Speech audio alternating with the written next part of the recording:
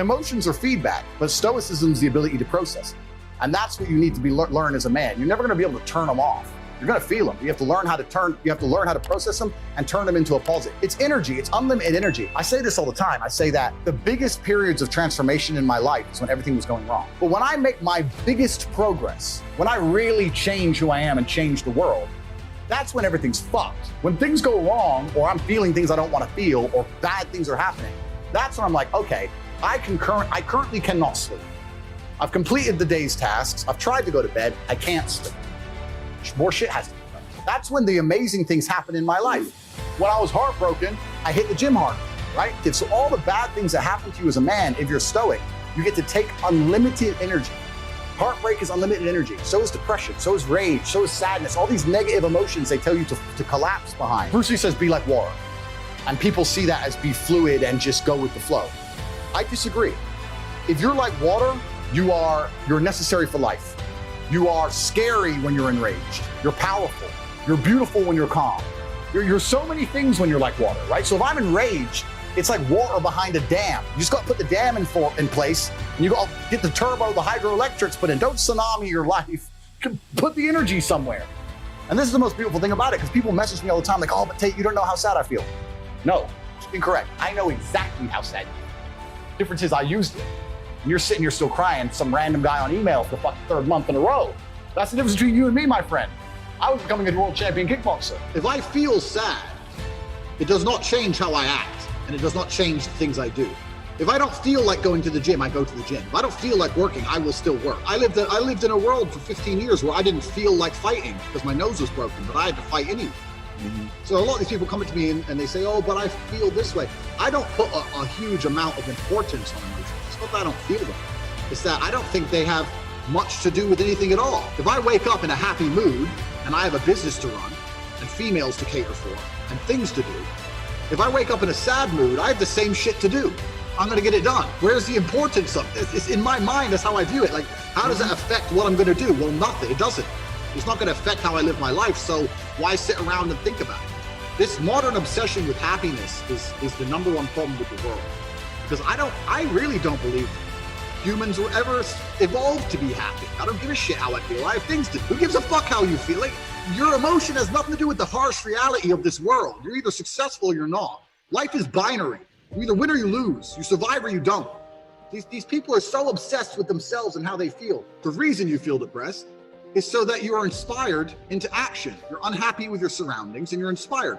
This is the reason why you don't want to go to jail. Both of us don't want to go to jail because we'll both be depressed because we don't like our situation. It's a natural human instinct to make you work hard and try harder to build a life. So when people come to me and go, oh, I can't, I'm fat and I don't know what to do because I'm depressed. I say, no, you're depressed because you're fat. Go the other way around. So that's the first thing. Feeling depressed is real. But this idea that you could walk through life and everything's fine and you could catch depression from the sky like a disease and stretch your brain and there's nothing you can do about it. No matter how hard you try, you are depressed no matter what. This is garbage. This is complete garbage that's been propagated by the weak-minded. And the proof of this is that in countries with a harder life, where people are too busy struggling to survive, there's less depression. It's only in these countries that have nothing else to fucking worry about. If it was true the way they teach it, it'd be universal across the human condition. It isn't. So basically, your life's so good, the only thing you have to do is sit around and worry about why you're not happy and okay. I don't think it's okay to be okay with losing or okay with less than the best. I don't think any of that's acceptable. I lived my life when I was poor, furious at the fact I was poor because my ego, and I'll be honest, my ego is at a point where I didn't understand how other people can afford Ferraris and I can't. I would be 18, walk into college, and a Ferrari would drive past, and it would ruin my week. And everyone would be like, what's wrong with you? And I'd be like, don't you see, this fat fuck can buy a Ferrari and I can't. Why? He's not a better man, he's not a better person than me. I'm just as good as him, if not better. I couldn't stand the fact that there were people who could do things I couldn't. So this gave me unlimited motivation to get rich. Now I found a way to get rich, and I believe that anyone who really, really, truly wants to get rich will get rich one way or another. I couldn't stand being ordinary. And my question is this: you're saying ordinary people need to come in terms of their ordinariness. I don't think they do. I think they need to become extraordinary. I think they need to try harder.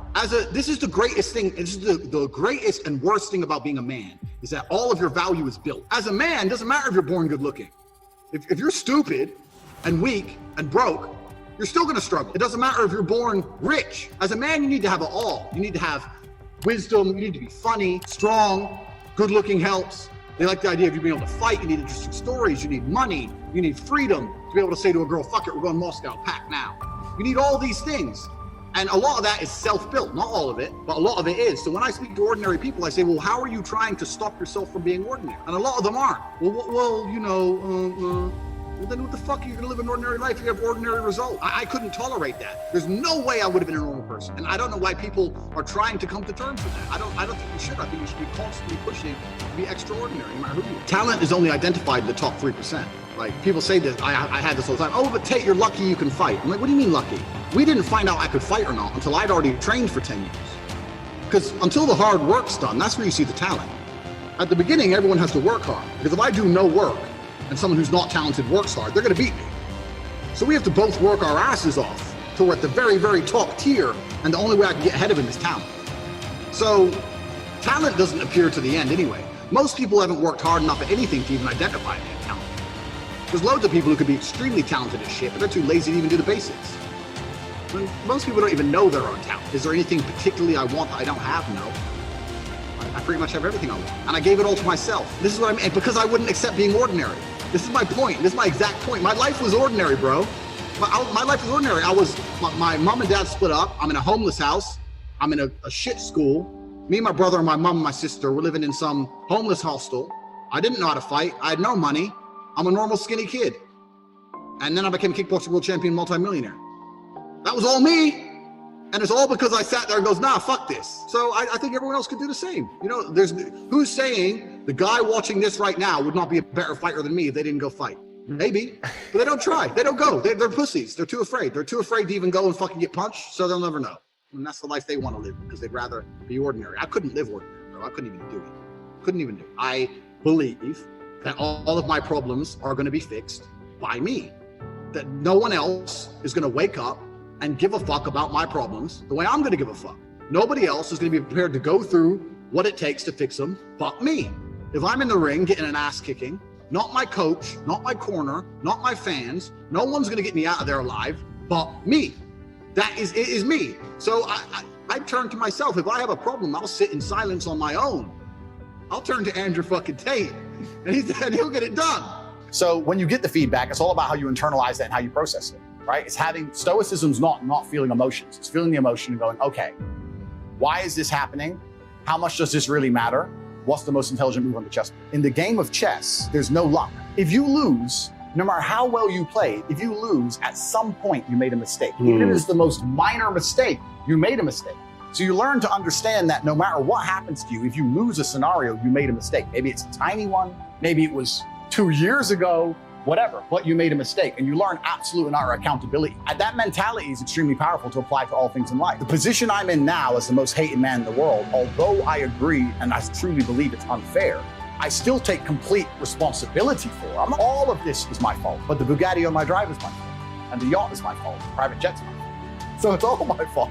So I take the good with the bad. I take all responsibility for absolutely everything, including if a woman leaves me, if a woman stays, if I end up heartbroken, if I end up filled with rage, I take responsibility for that. If something happens to me that makes me enraged, I will take responsibility. Why has this happened to me? Why do I feel this way? How did I end up in this position? Is this healthy in this scenario? And sometimes it is. You're either a disciplined individual or you are not a disciplined individual. Everyone wants money put on their lap. If you truly wanted money, you wouldn't be able to sleep until you fucking had it. Yep. And this is the point. So you're saying you go down a shit spiral, then you're not cut out to be rich, my friend. Get a job in Starbucks and piss off. Some people, because when I had nothing, I couldn't be distracted. You couldn't distract me from what I wanted.